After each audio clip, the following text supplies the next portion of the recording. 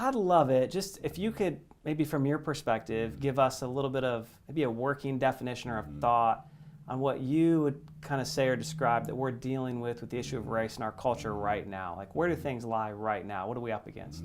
I think that I think we're lying. I think there's a lot of misinformation. I think there's a lot of emotion that's based on our perception of the facts that aren't really the facts. For example, when we think about racism, racism is spiritual, it's structural, it's economic, it's social, it's how we deal with one another from a cultural standpoint. But racism is rooted in sin.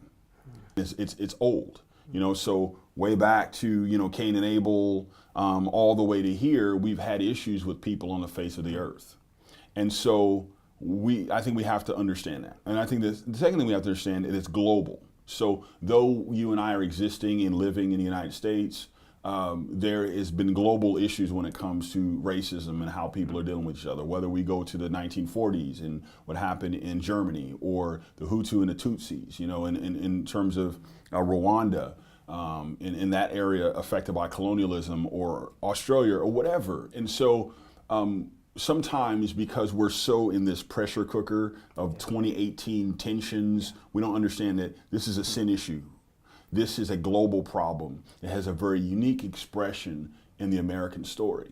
And so when we understand that, and that you and I were born into that environment, you didn't create it, I didn't create it, we were born into this atmosphere because we live in a cursed world.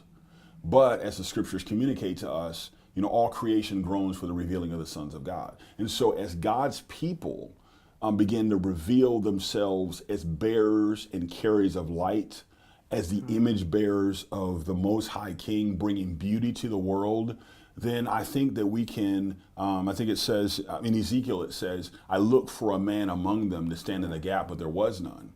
And so we as believers have to be Ezekiel. We have to be restorers of the breach. We have to stand in the gap. And I think one of the reasons why we're not is because we're caught in the fray and the flow of the craziness and the polarization and the partisanship and the politicizing in a way that I don't think honors Christ. And I don't think it ultimately serves the world or ourselves very well.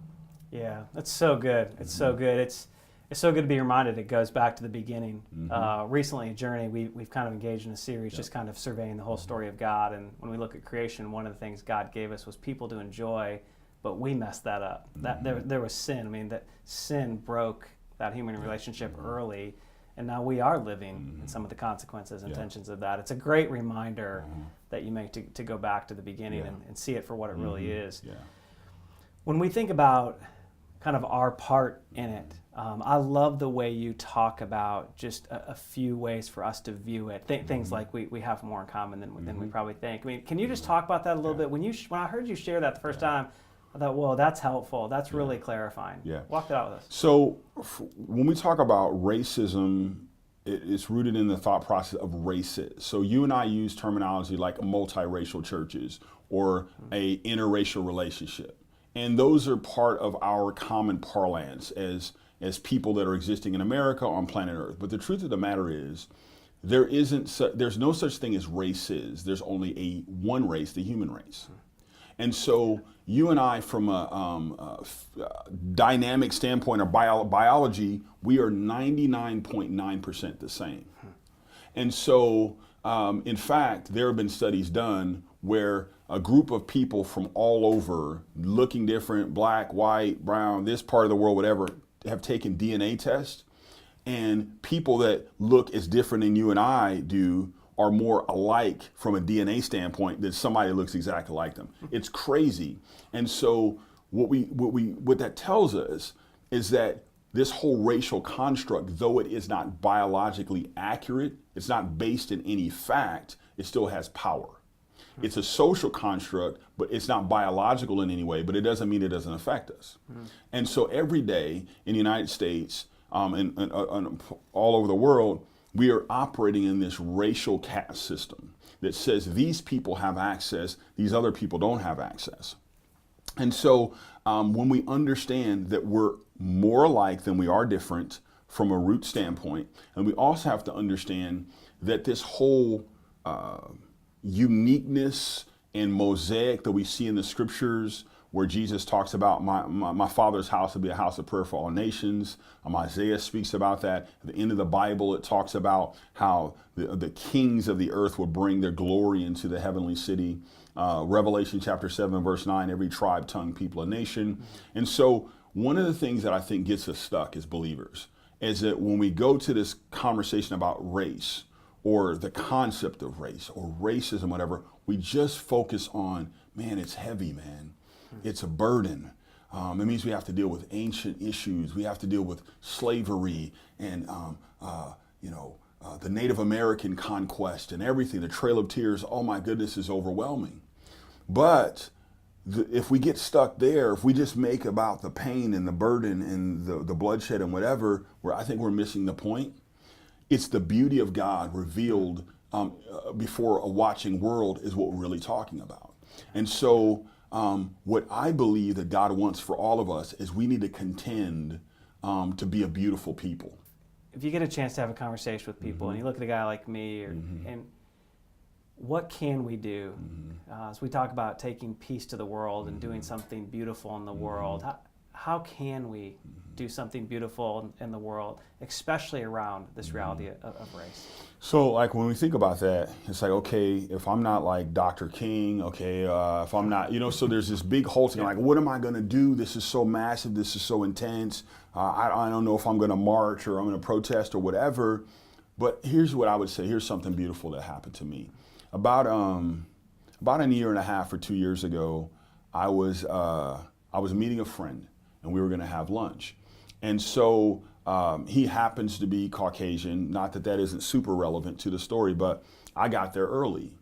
And so there are times in different places in our community where because I am African American, there are people that are either not cool with that through their body language, or there's a sense of fear that you can sense. And I think, for me, being a person that's been on the often the negative side of racism or prejudice, you develop a certain spider sense, with that. So I got there, and I was anticipating the hostess having that 0.5 second, there's a black guy, and then, doing her thing. I was bracing myself for that. I didn't even fully recognize that I was doing it. And she came up to me, and she treated me with so much kindness and so much warmth, and she didn't have that little hesitation. And so I was so moved by it, I actually went back to her and said, you know what? And I think her name was April. And I said, April, let me tell you something. And I explained to her my experience where some people have that sense of fear. And I said, you treated me so kindly that it really touched my heart today. And she started kind of getting a little choked up, and I'm starting to get choked up, and she's trying to do her job, and I'm whatever. But what I'm saying is, what she did is she saw me as a human. She saw me as just a person, not the scary black guy, not, what is this guy gonna do? What is he, why is he here? And there are times where I experienced that. So what I would say is, how do we do something beautiful? Is reach outside of the construct of your day-to-day comfort zone. Have lunch with somebody who's different than you. Go watch a movie, or watch a movie that's different than what you normally would do. And so in doing that, it blesses, I think, the people that see you. Like as a Caucasian person, going to a movie like The Hate U Give, or a couple years ago, I went to Selma, which is an extraordinary story about Dr. King, and there was all these white people in there. And I shook almost all of their hands. And I did that because I was like, thank you for coming. Because in our society, we as black people or non-white people will go watch a movie with there's not one non-white person in there. I do it all the time. I went to see Churchill, or The Darkest Hour about Winston Churchill. I don't know if there was one non-white person in the whole movie, but I watched it, and it was an amazing film. But my white brothers and sisters won't always do that. And so to see that, it blessed my heart, because the American story, my history as a black American, black history is American history. Native American history is an American history. Mexican American history is American history, et cetera, et cetera. And so what we have to understand is the church is an embassy from heaven that exists in this place called America. We are in the same family. That means my struggle is your struggle and vice versa. And so this isn't my deal and isn't just your deal. This is our deal, because Jesus has called us to family. And so that intentionality of, hey, I'm gonna dignify and I'm gonna honor somebody else's humanity. April did that for me, and I'm still talking about it 2 years later.